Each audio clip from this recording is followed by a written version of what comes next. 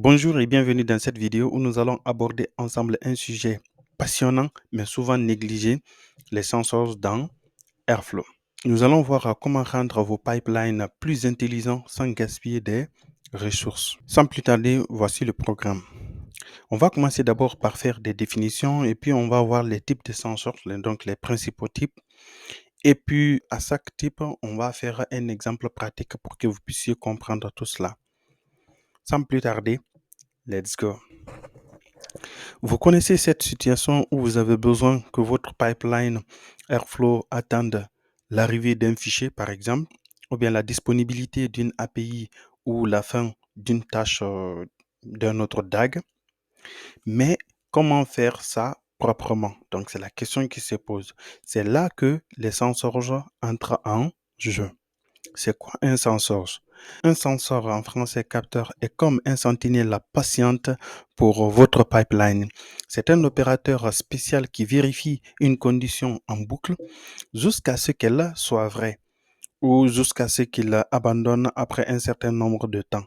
Les sensors sont parfaits pour attendre l'arrivée d'un fichier, vérifier qu'un service est opérationnel par API par exemple, attendre qu'un autre DAG ait terminé son travail. Comment fonctionnent les sensors? Le principe est simple mais puissant. Le scheduler Airflow lance la tâche de type sensor et puis par la suite il POC, c'est-à-dire vérifie la condition régulièrement selon un intervalle de temps défini. Si la condition devient vraie, il passe à la tâche suivante. Si le timeout qu'on a défini est atteint, il abandonne et échoue proprement. Nous allons parcourir trois types de sensors qui vont nous permettre vraiment d'avoir les bases qu'il faut pour pouvoir utiliser d'autres types par la suite, mais ce sont les types qui sont les plus utilisés. Le premier, ça sera le file sensor. Alors, on va prendre un scénario. Imaginons que vous automatisez un audit de sécurité réseau. Chaque nuit, le firewall de votre entreprise génère un fichier qu'on va appeler par exemple firewall export.csv. Et ce fichier contient tous les logs de la journée.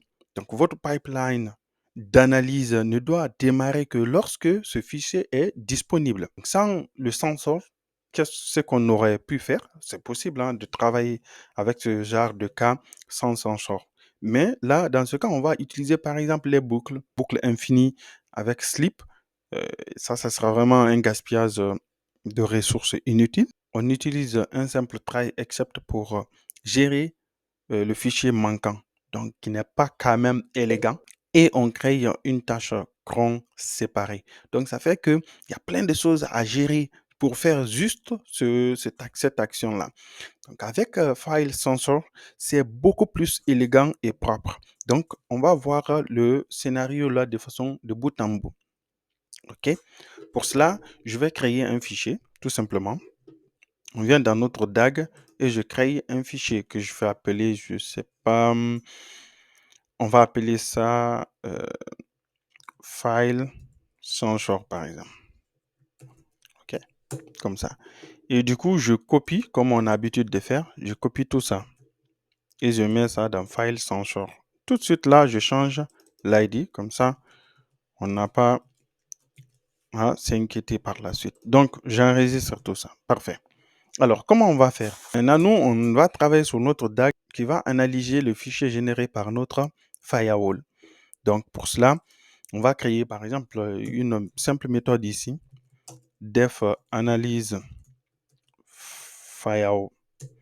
firewall logs. OK? Et lui, il va tout simplement analyser. Donc, je vais faire un print ici. Analyse du fichier firewall export.csv. Parfait. Donc, on met des points comme ça. Parfait. Alors, au niveau du file sensor, on va mettre maintenant un file sensor qui va observer, voir est-ce que le fichier est généré. S'il est généré, tout de suite là, on passe à l'action. Donc, comment on va faire? Je viens là, j'enlève tout ça parce que c'est pas utile. Et je crée mon premier task. Donc, je vais l'appeler wait for file. Donc, c'est ça qui est notre sensor. Donc, on importe file sensor. Donc, file sensor, il se trouve dans from Airflow et sensors et on a file system. Donc, à partir de là, on va importer file sensors. OK. Du coup, on va commencer par définir comme tous les tasks un task ID. Et ce task ID, nous, on va l'appeler tout simplement wait for CSV. Parfait. Et puis, par la suite, on va donner le path, c'est-à-dire le chemin du fichier à checker. Donc, on va appeler ça file path, comme ça. Et nous, notre fichier, on va le mettre dans home, les home/brt. Donc ça, c'est typiquement ici. Je vais mettre ça, dans data. J'ai créé un dossier ici, data. Donc, vous pouvez créer le dossier ici. Donc, à la racine de Airflow, vous mettez le dossier ici. Donc, moi, j'ai ce dossier. Donc, on va partir dans ce dossier. Donc, Airflow d'abord, c'est-à-dire ici. Vous pouvez, je pense, c'est possible de faire copy path comme ça. Donc, si on prend ça, normalement, il devrait, voilà, vous voyez, il vous donne le path complet. Vous pouvez venir sur lui et vous copiez le path complet. Comme ça, vous n'avez pas à saisir par la main. Voilà, parfait. Et nous, on va pointer notre fichier. On va dire que c'est report, OK, et firewall export.csv. Parfait. Maintenant, ça, c'est le premier truc. Après, on reviendra sur ce fichier tout à l'heure. Et puis, par la suite, il y a des paramètres qui sont essentiels. Donc, je vais parcourir ces paramètres-là avec vous et je vous mettrai à gauche, à droite, un tableau qui récapitule ces paramètres qui sont quand même très, très importants. Le premier paramètre, c'est POC intervalle. OK. POC intervalle, à quoi ça sert? C'est quoi le POC intervalle? POC intervalle permet de vérifier de façon périodique à chaque intervalle de temps qu'on va mettre ici. Il va partir vérifier le fichier, la condition. Donc, c'est important. Donc, c'est l'intervalle entre chaque vérification. Donc, il est en secondes. Parfait. On a le timeout.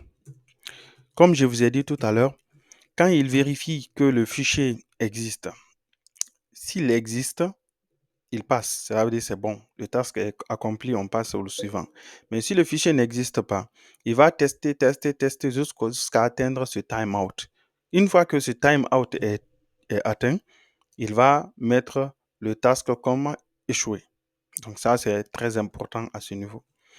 Et là, nous, on va mettre par exemple 3600, voilà, qui est l'équivalent d'une heure en seconde. Et puis le dernier point, qui est le mode. Alors, on va prendre le mode reschedule. Alors, c'est quoi le mode reschedule? Il y a le mode reschedule et le mode par défaut qui est POC.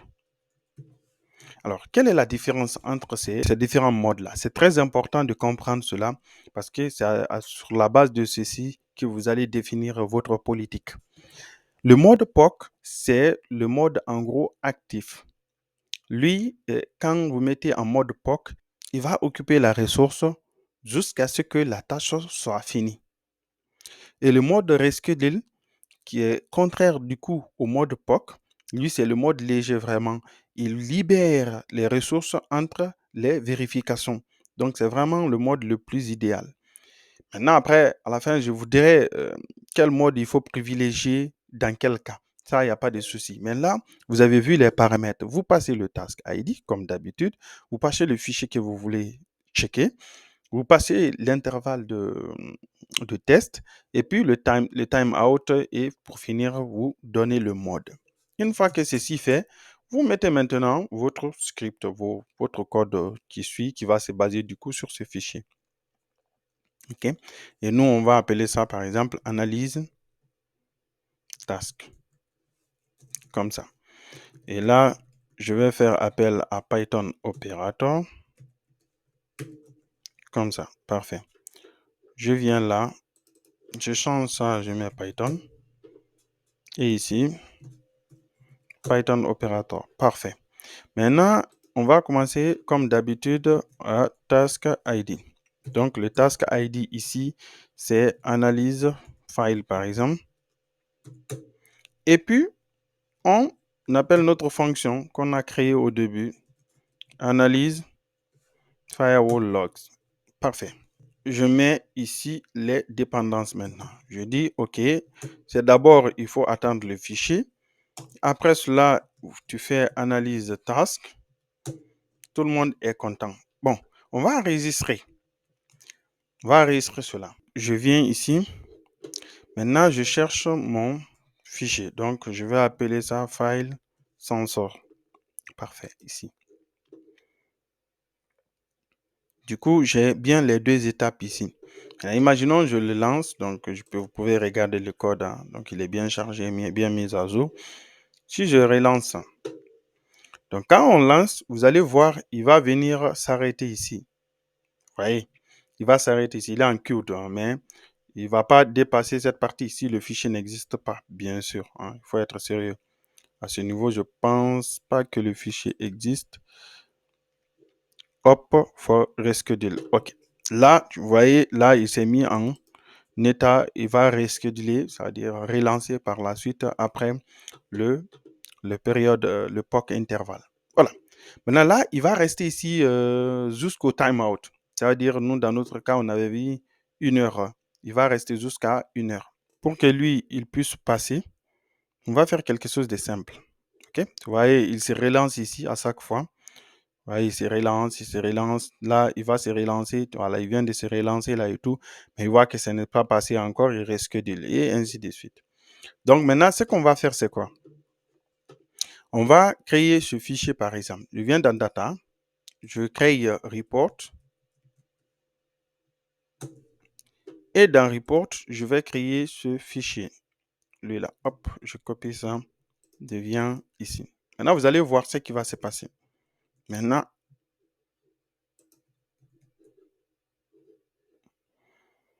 ok. Bon, attends, il n'a pas copié.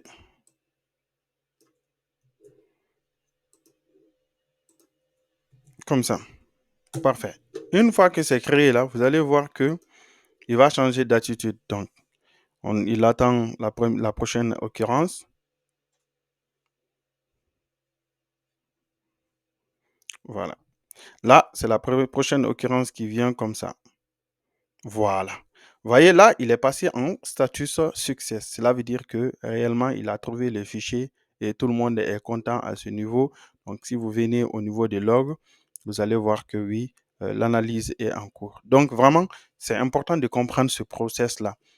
L'avantage ici, c'est que vous obtenez un comportement prévisible avec un timeout qui est clair, une libération des ressources grâce au mode reschedule, une interface visuelle dans Airflow pour suivre l'attente du coup et tout.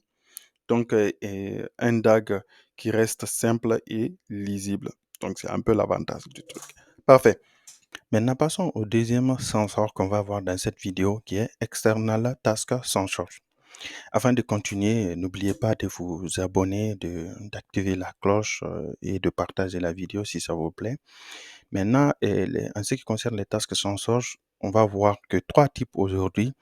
S'il y a d'autres types de sensors que vous voulez explorer avec moi, n'hésitez pas à les mettre dans les commentaires. Prenons un nouveau scénario, coordination entre équipes. Imaginons maintenant que vous travaillez avec 2 équipes de sécurité. L'équipe A est chargée de générer un rapport firewall chaque nuit et ils vont s'occuper de leur DAG. Donc, il y aura un DAG spécifique à l'équipe A. Maintenant, l'équipe B, et ils sont chargés de récupérer le résultat, cela veut dire le firewall, le rapport firewall généré, et ils sont chargés de récupérer cela et puis l'importer, lancer des alertes en fonction des données qui sont là-dedans. Donc, vous avez ces 2 équipes-là. Et il est important pour vous que le premier DAG qui est là finisse avant que le second DAG ne commence. c'est là qu'intervient l'external send source. En gros, il va permettre à un DAG d'attendre qu'une tâche spécifique d'un autre DAG finisse avant de commencer. Donc, c'est ce qu'on va voir tout à l'heure par la pratique. Sans plus tarder, let's go. Maintenant, ici, par exemple, ce fichier-là, DAGWIF, là, on va copier ça plusieurs fois, 2 fois. Maintenant, je vais renommer celui-ci. Je le nomme, je ne sais pas comment on pourrait l'appeler. Appelons-le, par exemple, Firewall. Bon, ok. Je ne sais pas. On va dire DAG A, par exemple, pour dire que c'est l'équipe A. Et là, je l'appelle, lui, DAG B, pour l'équipe B. Maintenant, une fois que ceci est fait, on va déjà commencer dès maintenant à donner un nom à notre DAG. Donc lui, par exemple, je vais le préfixer par DAG A et puis je donne un nom. Je l'appelle ça Firewall Export. C'est eux qui vont exporter les logs. Ça, c'est l'équipe A. Maintenant, l'équipe B, on fait la même chose. Je mets DAG B et là, je ne sais pas, on va appeler ça alerte sécurité, pourquoi pas. Donc, c'est eux qui vont s'occuper de l'alerte sécurité. Encore une fois, faites attention, moi je copie-coller ça, mais faites attention en fonction de votre besoin, vous changez les informations comme start date, donc retry et tout, vous les mettez à jour en fonction de ce que vous voulez. Donc, on va venir dans la première partie d'abord. Donc, c'est ce qui nous concerne dans un premier temps. Qu'est-ce qu'on va faire? Moi, je vais enlever les deux là. Pouf, on les enlève et on va commencer dès maintenant. Donc, on va créer une autre task qui va faire l'export. Donc, on va appeler ça export rapport, par exemple. Et celui-ci, il va contenir, on lance le bash operator. Juste en haut ici, on l'importe. Donc, ici, bash. Et là, bash operator. Parfait. Maintenant, on va commencer par donner déjà l'ID, task ID. Et comment on va l'appeler? Export rapport. Bon, parfait. Maintenant, ce qu'on va faire à ce niveau, c'est de lancer un script que j'ai créé, un script bash. Vous savez, je vous avais expliqué lorsqu'on avait fait les bash opérateurs qu'il est possible de mettre directement le script dans un fichier. Donc là, on va appeler bash command. Et bash command, là, on lance le script. Et ce script, je l'ai préparé, il est là. Donc, vraiment, à ce niveau, vous n'êtes pas obligé de faire tout ça, hein. J'ai mis ça euh, pour simuler de, la génération de rapports firewall. Vraiment, ce n'est pas des vraies données. Vous pouvez, par exemple, vous limiter uniquement à la création des fichiers comme ça. Vous vous limitez ici, par exemple, et c'est bon. OK? Vous pouvez vous limiter uniquement ici pour pouvoir suivre l'exercice. Mais en gros, qu'est-ce qui se passe ici? Je donne là où le dossier sera stocké, ok, là où il sera mis. Je donne le nom du firewall, ici le format de sortie. Et puis ceux qui ont fait un peu bash, ils comprennent, hein. Donc là, on crée le dossier. Là, je récupère le timestamp pour pouvoir avoir un fichier unique. OK? Et puis là, on simule le démarrage, on simule la connexion, on fait un slip pour dormir un peu. OK. Et là, il va faire la génération ici. Donc, on va mettre ça, le flux qui est là. Donc, en gros, echo, il va prendre ces données-là. La sortie de ce flux sera mise dans ce fichier. Donc, il y a quelque chose que vous devez comprendre là. Par exemple, la différence ici, voilà. Si vous êtes intéressé par un truc comme des tutoriels sur Bash, il n'y a pas de souci, on pourra faire ça, il n'y a aucun souci. Mais là, il va faire une boucle ici et dans cette boucle, à chaque fois, il va ajouter une nouvelle ligne. Donc, si vous regardez ici, il y a deux supérieurs ici. Ça, cela veut dire ajoute une nouvelle ligne. Et le premier là, c'est juste ajoute. Ça veut dire s'il y a des données là-dedans, déjà, il va tout écraser. Parfait. Maintenant que ça c'est fait, vous pouvez mettre en pause si vous voulez tout récupérer. Mais bon, pense pas que ça ait un intérêt spécifique de recopier tout ça. Donc, si vous voulez, vous laissez comme ça, comme vous voulez. Maintenant, j'enregistre tout ça, c'est déjà enregistré. Et là, il faut donner les informations, c'est-à-dire le path vers ce fichier. Moi, je l'ai mis dans DAG script generate firewall report. Donc là, je fais clic droit dessus et je copie le path. Et là, je viens là. Je colle ça ici. Donc, vous vous imaginez bien que avant de faire la vidéo, je fais le test d'abord pour voir vraiment comment il se comporte exactement pour ne pas qu'on fasse 1 heure sur une vidéo de 2 minutes ou 20 minutes. Voilà. Là, je fais exprès de faire une erreur, ok, que j'ai rencontrée lorsque je faisais les tests. Et là, je vais vous expliquer tout à l'heure cette erreur. Mais là, déjà, votre DAG là, il est terminé comme ça. Ok? Si vous voyez l'erreur, il faut mettre dans les commentaires, comme ça, je verrai que oui, il y a des gens qui ont vu ça. Donc, à ce niveau, il y a une erreur qui sera générée obligatoire. Donc, j'enregistre ça. On vient dans DAG B. Alors, au niveau de DAG B, qu'est-ce qu'on va faire? C'est lui qui va s'occuper de traiter maintenant ces données. OK? J'enlève ça. OK? Et je vais créer une première fonction. Donc, la fonction principale qu'on aura besoin ici, on appelle ça def traiter log firewall, par exemple. OK? Et là, on va faire quelque chose de simple. On fait juste un print, import, voilà, et analyse. L'import et analyse de log firewall. Donc, parfait. Maintenant, là, normalement, c'est votre logique que vous allez mettre ici pour faire le traitement sur le fichier. Ça, c'est pas un cours sur Python, donc on va pas perdre notre temps sur ça. Alors, qu'est-ce qu'on va faire? On va créer notre external task sans chose, puisque c'est lui qui va attendre que le premier finisse. C'est ici qu'on va déclarer. Donc, je déclare, je mets mon premier task que je vais appeler wait export, par exemple. Et là, on va mettre external task sans chose. Parfait. Alors, on va importer ce task sans chose. Donc, il est dans airflow.sensors.file system. Non, c'est pas file system cette fois, c'est plutôt external, oui, external task. Donc, on va importer external task.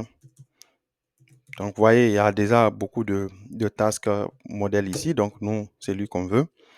Maintenant, parfait. Quels sont les paramètres que lui, il a besoin? Le premier, vous le savez, c'est Task ID.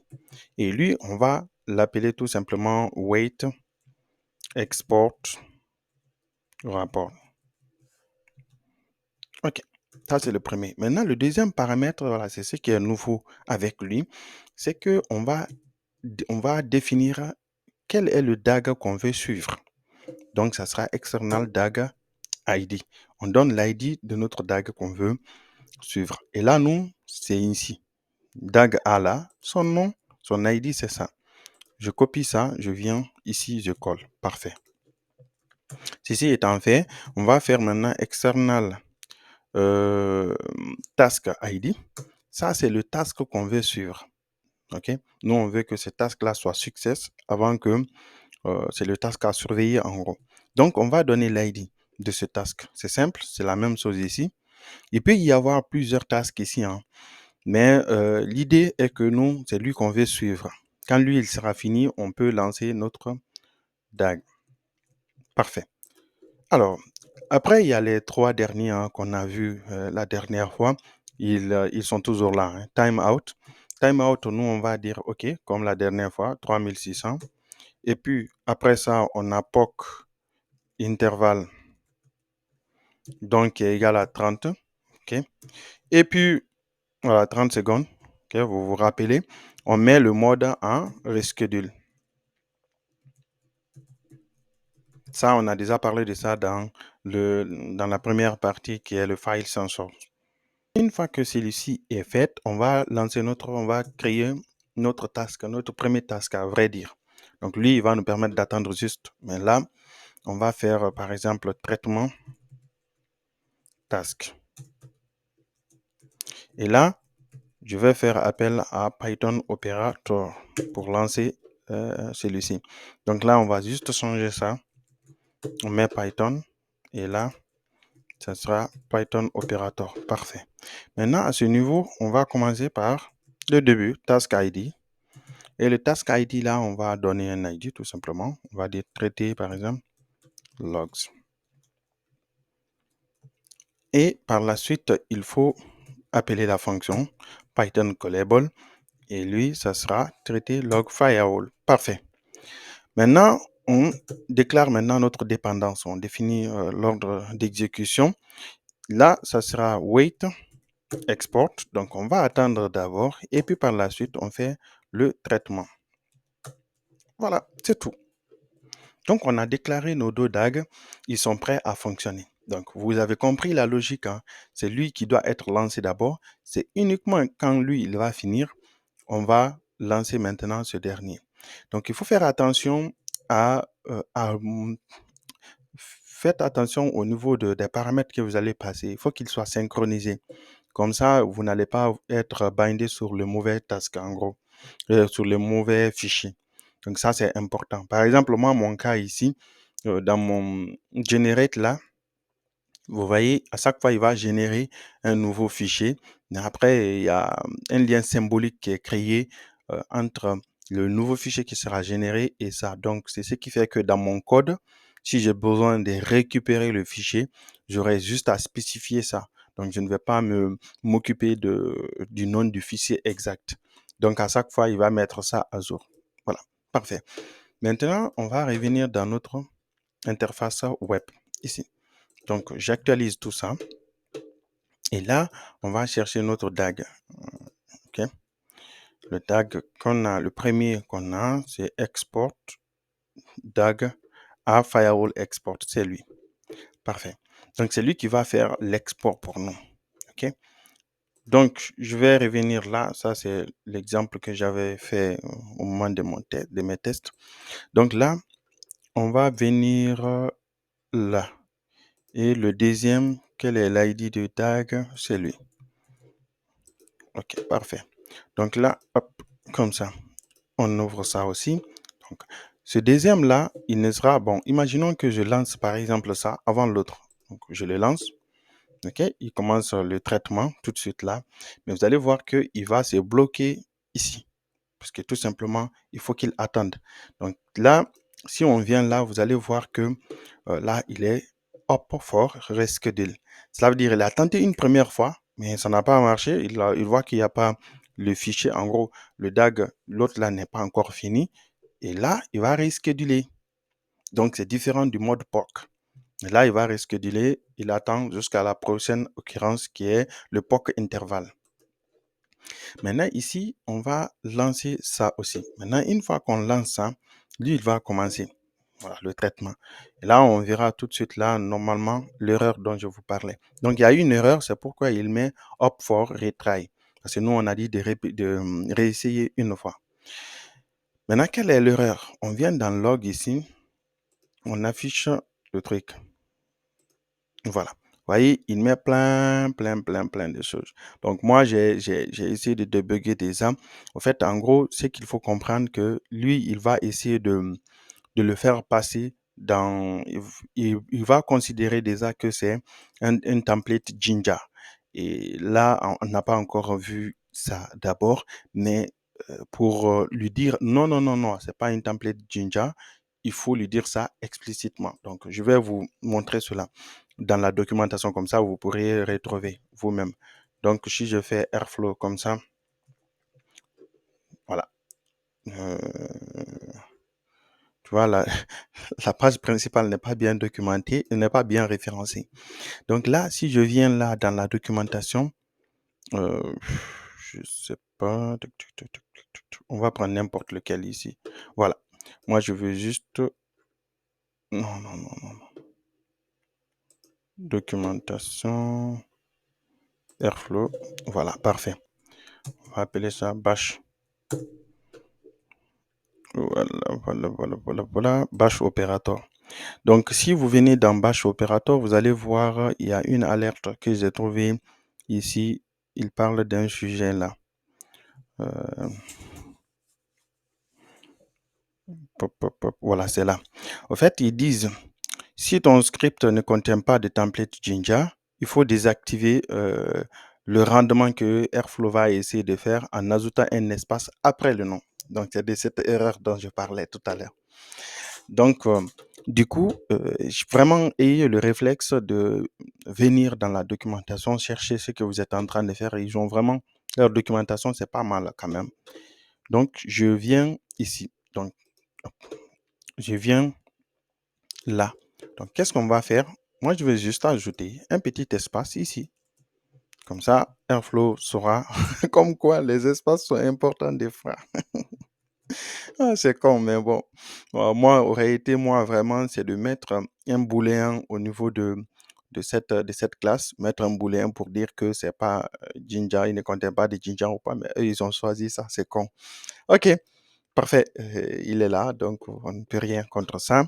Du coup, je vais ouvrir un nouveau ici. Donc, si je relance tout ça, bon, je vais réparser déjà.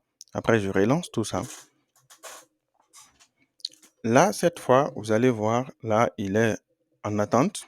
OK? Et jusqu'à présent, lui, il attend. Hein. Il attend. Comme vous le voyez, il attend d'abord. Parfait. Maintenant, hop, vous voyez, il est success. Donc, vu que lui, il est success, ce dernier aussi va se réveiller tout à l'heure. Ceux-ci se sont bien passés. OK? Je ne sais pas qu'est-ce que... Voilà, il est bon.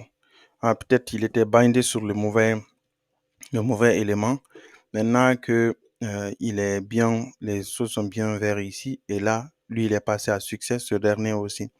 Donc, si je regarde lui, par exemple, ici dans le log, vous allez voir que, ouais, il y a l'import qui est bien lancé ici. Donc, c'est un peu ça l'idée ici. L'idée est que on va créer une dépendance entre les DAG, deux DAG différents. Le second va écouter le premier pour que réellement qu'il puisse lancer les process. Donc, lui, il n'y aura pas d'erreur. Vous n'aurez pas besoin de mettre des tries pour voir est-ce que le fichier existe ou non. Donc, il va juste attendre et il va consommer moins de ressources à ce niveau. Donc, le code reste propre.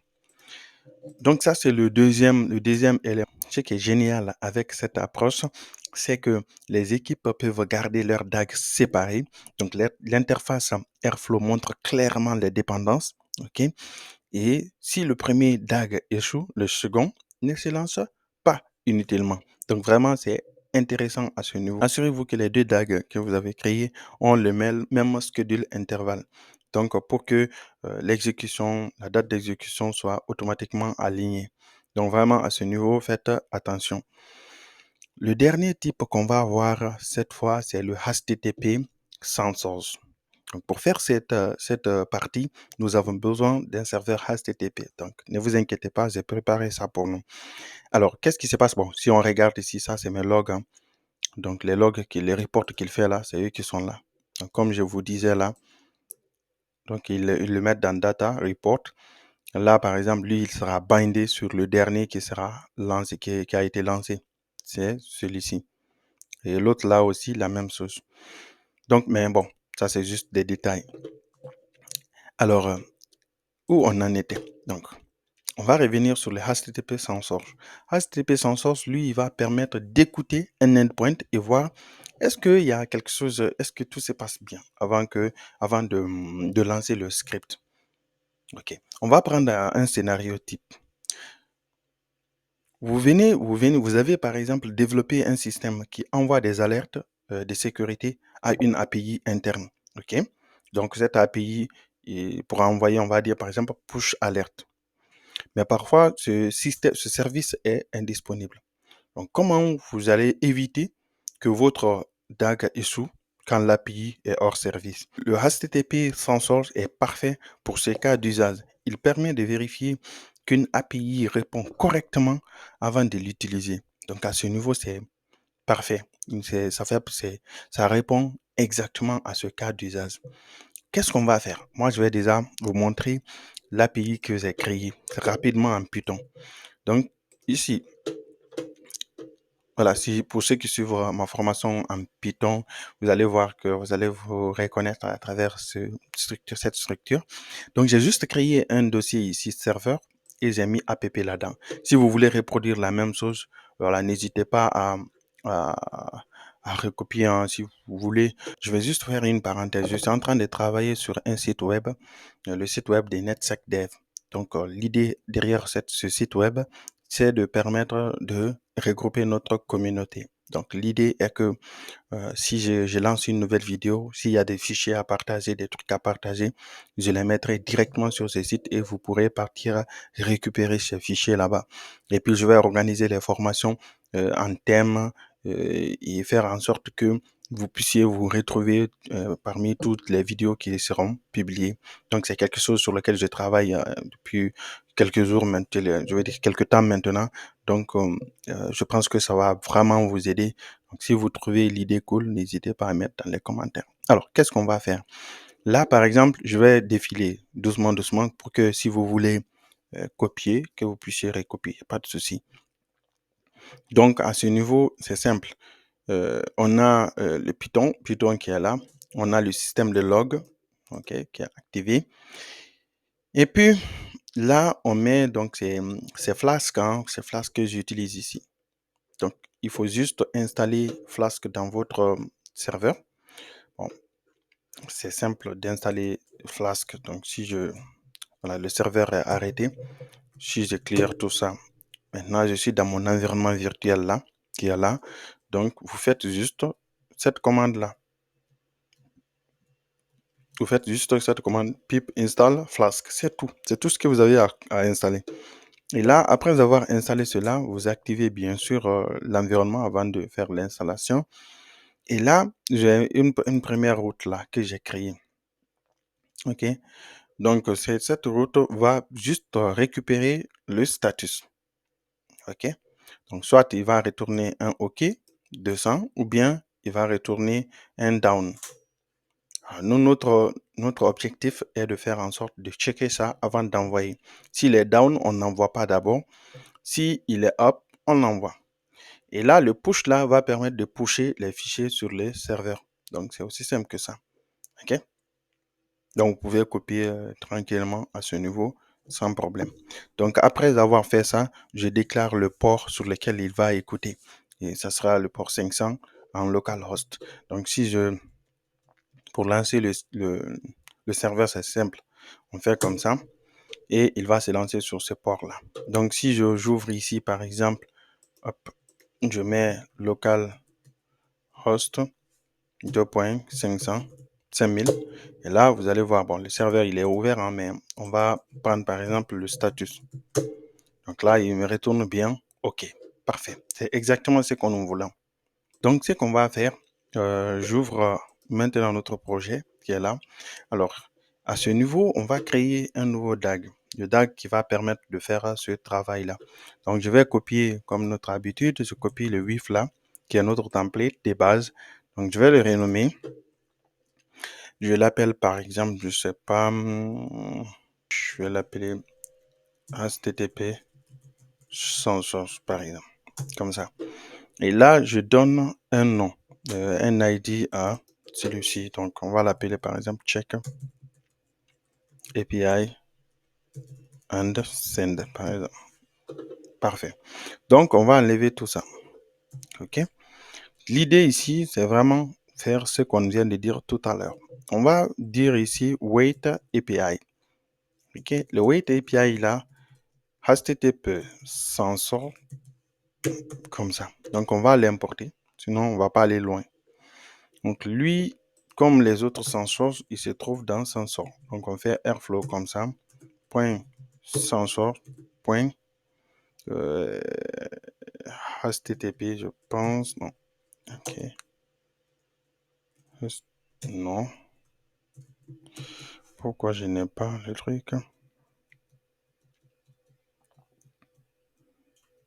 Bon, on va voir dans base. OK, je ne le trouve pas. Du coup, on va faire quelque chose de simple. Je vais venir dans la doc, comme je vous ai dit, le réflexe à avoir, c'est là. On va faire HTTP sans choix. Ok, il ne trouve pas.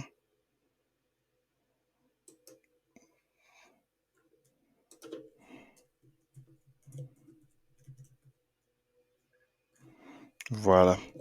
Donc, vous voyez, il se trouve à ce niveau. Voilà, c'est le path qui est là comme ça. Donc, il est dans Provider. On va voir ça. Donc, j'enlève tout ça. Je mets provider.http.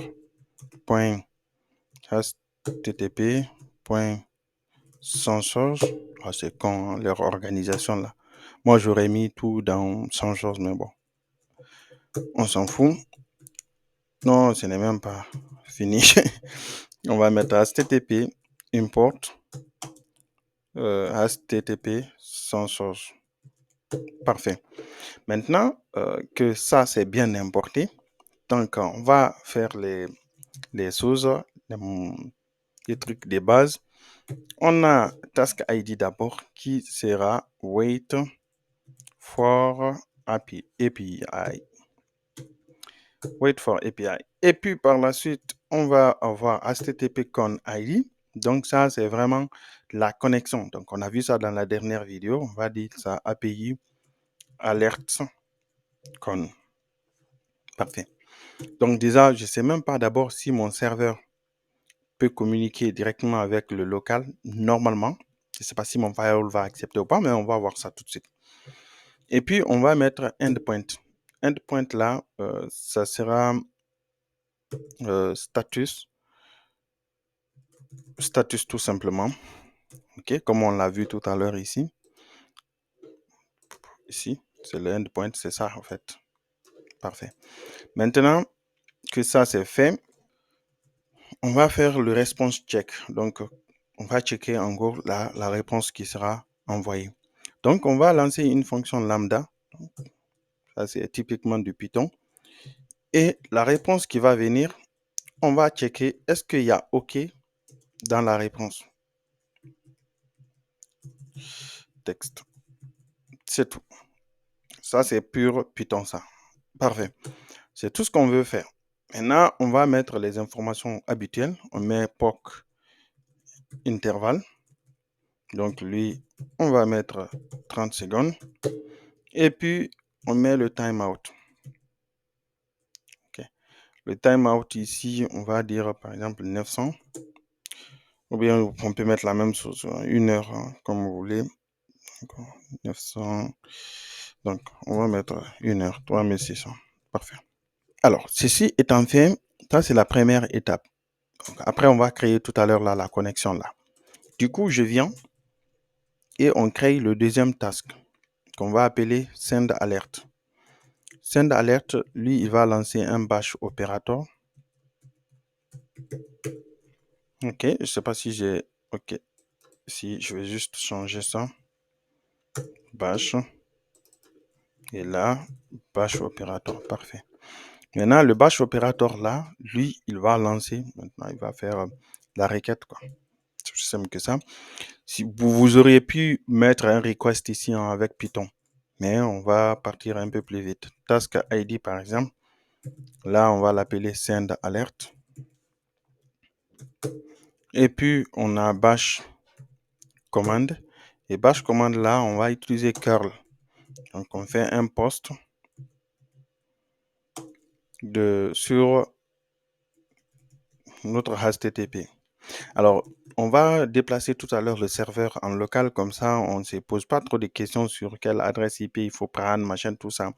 On va mettre directement en local sur le serveur Ubuntu. Donc, du coup, on a HTTP, on va mettre localhost, ok.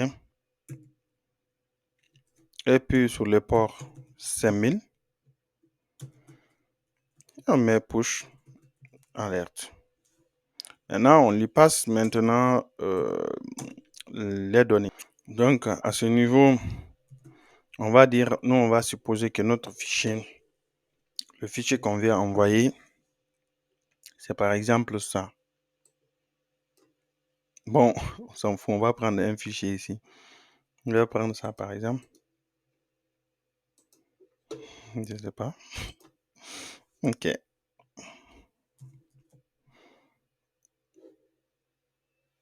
Donc, si il a pris le path relatif, là, je peux faire home, PRT, comme ça.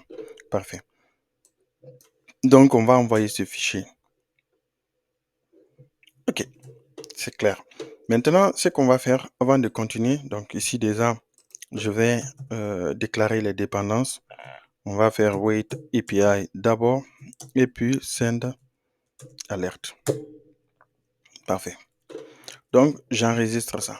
Avant de continuer, je vais mettre mon serveur directement ici, quelque part. Bon, je ne sais pas où je vais mettre.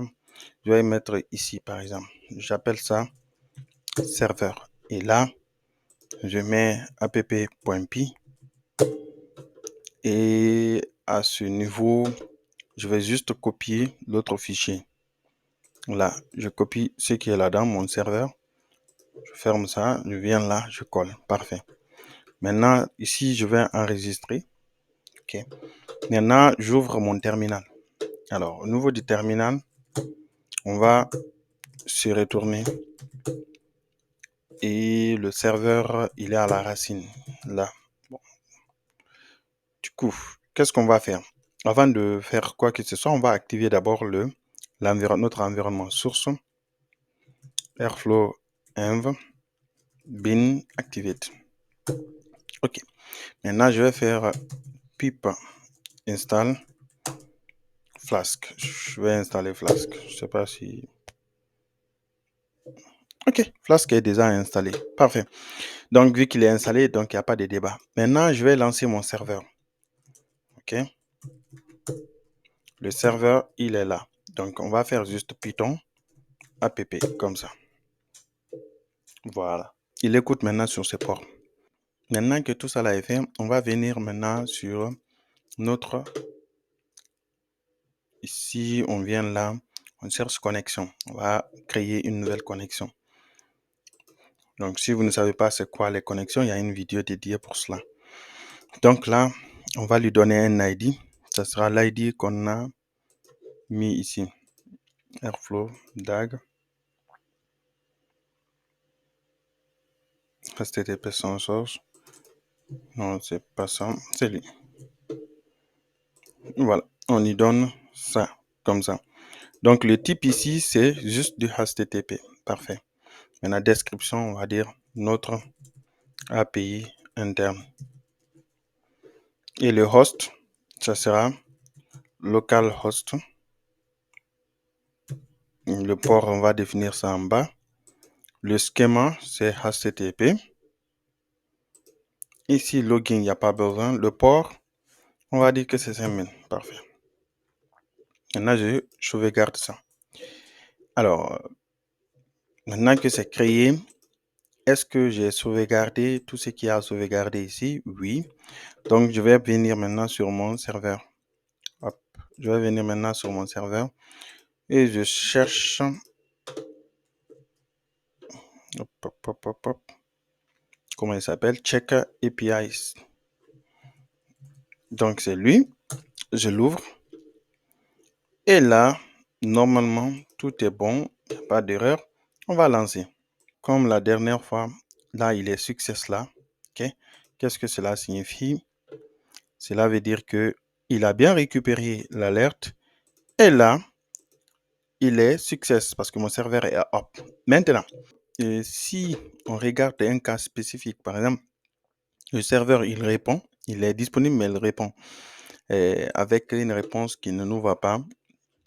Disons, par exemple, sur notre serveur, quel est le cas pour que, voilà, là, il fait un random. Des fois, il est disponible, des fois, il n'est pas disponible et tout.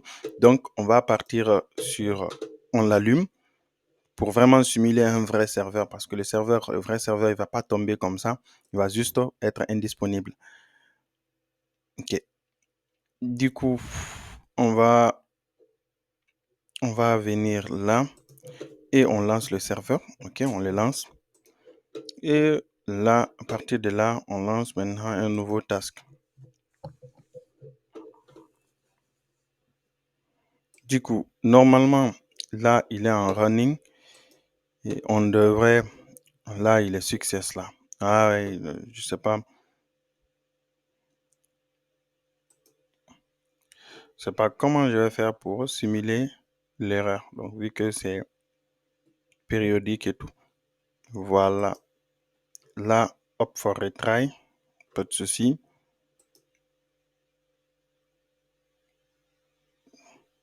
Voilà, tu vois, le serveur est temporairement indisponible. Donc là, il va attendre pour reprendre, pour réessayer. Donc, c'est vraiment le cas. Donc, il va faire le check au niveau de l'API. Est-ce qu'il arrive, est-ce qu'il arrive à récupérer ou pas? Je ne sais pas pourquoi il m'affiche toutes ces erreurs-là, alors que c'est bien prévu, tout ça. Mais bon, peu importe. Vous avez compris le principe. Le principe est que lui, tu vois, il va attendre jusqu'à ce que ça soit bon, sinon il ne va pas continuer ici.